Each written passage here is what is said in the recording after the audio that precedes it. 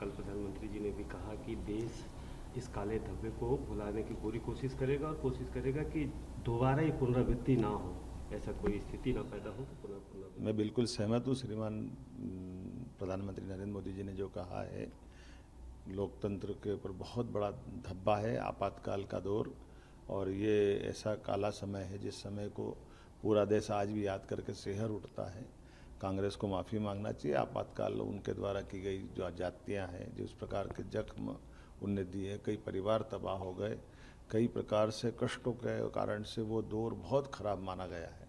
और भारतीय जनता पार्टी तो उस मामले में एक तरह से इतनी ज़्यादा संविधान को प्रति अपनी निष्ठा बताते हुए, जिस पार्टी ने अपना जनसंघ का अस्तित्व समाप्त करके केवल आपातकाल के विरोध के कारण से और ख़ास करके लोकतंत्र की रक्षा के लिए, संविधान की रक्षा के लिए अपने सारे नेता जेल गए, सबको समेकित रूप से सरकार के सभी दमन के खिलाफ हिम्मत से लड़ने की हिम्मत दिलाई, और सब जेल में भी वो यातना सहन करके अपने लिए वो लोकतंत्र को बचाने का, संविधान को बचाने का जो भाजपा का संघर्ष है वो सदैव स्मरणीय रहेगा।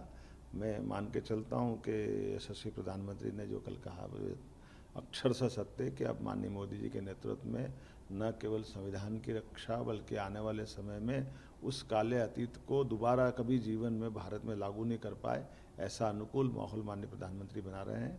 लोकतंत्र के उस काले कार्यकाल के लिए ये सारे के सारे लोग जवाबदार हैं जो आज नकली संविधान हाथ में लेकर के एक तरह से अपनी आडंबर रच रहे हैं। लेकिन जनता सब जानती है, जनता इनकी नकलीपन को जानती है। ये वही परिवार है जिसने सदैव संविधान में 100 से ज़्यादा संशोधन अगर किसी ने किए हैं तो इनकी पार्टी के लोगों ने किए हैं, और उनके अपने व्यक्तिगत स्वार्थ के लिए किए। यहाँ तक कि भारत रत्न भी दिलवाना तो इनने स्वयं को दिलवा लिया। ये वो लोग हैं जो संविधान की कितनी धज्जियाँ उड़ा सकते, वो सब धज्जियाँ उड़ाते हैं। लेकिन मुझे गर्व है कि भारत का लोकतंत्र आज गर्व से दुनिया के सामने पूरी क्षमता, योग्यता, बुद्धिमत्ता के साथ यशस्वी प्रधानमंत्री के साथ अपनी एक विशेष पहचान बनाने में सार्थक सिद्ध हो रहा है। मेरी अपनी ओर से लोकतंत्र के इस काले पर्व पर संघर्ष करने वाले सभी बंधुओं का और जो दिवंगत हो उनके प्रति मेरी श्रद्धांजलि भी है, और उम्मीद करते हैं कि लोकतंत्र इन सब अनुभवों के आधार पर जीवन भर संविधान की रक्षा करते हुए अपनी यात्रा निर्बाध गति से आगे बढ़ाएगा।